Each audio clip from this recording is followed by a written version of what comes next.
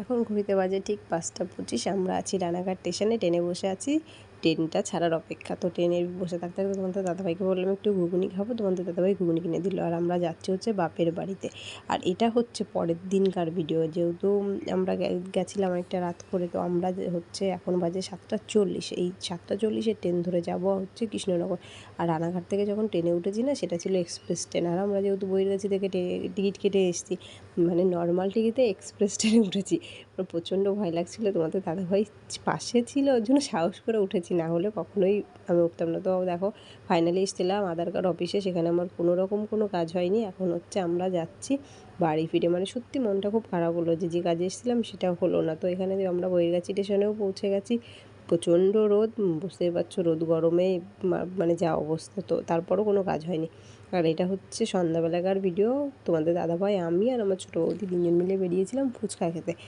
তো ফুচকা খেলাম, খেয়ে বাড়িতে আরও সবাই আছে তাদের জন্য ফুচকা নিয়েও গেলাম। মানে সবাই যেহেতু সবাই বাড়িতে আছে, করার শুধুমাত্র একটাই কারণ, যাতে আমি যে হয়রানিটা হয়েছি এরকম হয়রানি যেন কেউ না হয়। কারণ সারাটা দিন খাওয়ানো দাওয়ানো, সারা দিন মানে কী বলবো, বাড়ি কৃষ্ণনগর এই দুটো জায়গায় করা, মানে কী বলবো। তারপরও সারাদিন কৃষ্ণনগর ঘোরার পর যখন আমাদের কাজটা হয়নি, তখন সত্যি খুব খারাপ লেগেছে। তো ওর জন্য তোমাদেরও জানিয়ে দিই, মানে তোমরা যেন এরকম হয়রানি করো না, আর আমার মতো ভুল যেন তোমরাও না করো। কারণ দেখো, আমার মানে কি বলবো, ভিডিওটাতে তো তোমরা দেখেছোই যে আমরা সকালবেলা বেরিয়েছি, তারপর যেখানে গেছি মানে কৃষ্ণনগর যে আধার কার্ড অফিস, সেখানে আমরা গেছি। তো সেখানে গিয়েও আমাদের কোনো রকম কোনো কাজ হয়নি। তো আমাদের শুধু শুধু যাওয়া হয়েছে একটা হয়রানি। তারপর কি বলবো, সকালবেলা বাবাইকে যেহেতু রেখে গেছি, ওকে রেখে গেছি, আমরা এসছি। মানে এখন যেরকম গরম পড়েছে, আর তোমাদের দাদা ভাইও কি মানে কি বলো তো, ও আর বেশি দিন মানে টাইম নেই ওর হাতে, ও হচ্ছে কাজে চলে যাবে। ও টাইমটা খুবই শর্ট টাইম আমাদের হাতে। ওর জন্য ভাবলাম তাহলে এখন আমরা মানে আমার যে আধার কার্ডের অ্যাড্রেসটা যেটা চেঞ্জ হবে, মানে আমার বাপের বাড়ির ঠিকানা থেকে আমার শ্বশুরবাড়ির ঠিকানায় যেটা ট্রান্সফার করতে হবে।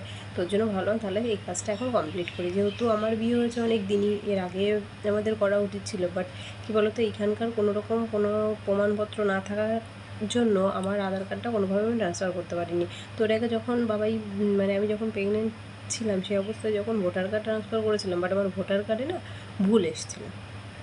তো ভোটার কার্ডটা আবার যখন ভুল সংশোধন করতে যাই, তো তখন হচ্ছে বাবাই হয়ে গেছে, হওয়ার পর ওর যে বার্থ সার্টিফিকেট, সেটাতে আমি ভুল সংশোধনটা করি।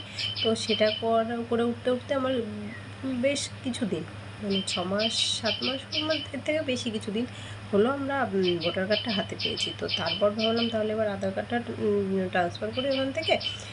মানে এরপর একটা একটা করে তো কাগজ সব ট্রান্সফার করতেই হবে ওখান থেকে। তো আস্তে আস্তে একটা দুটো করে করছি। তো সেইভাবে আধার কার্ডের জন্য জাস্ট আমরা অনলাইনে মানে কি বলবো, অনলাইনে অ্যাপ্লিকেশান করেছি। সেটা আমাদের টাইম দিয়েছে, মানে আমরা এখান থেকে টাইম নিয়েছি, আমাদের টাইমও দিয়েছে।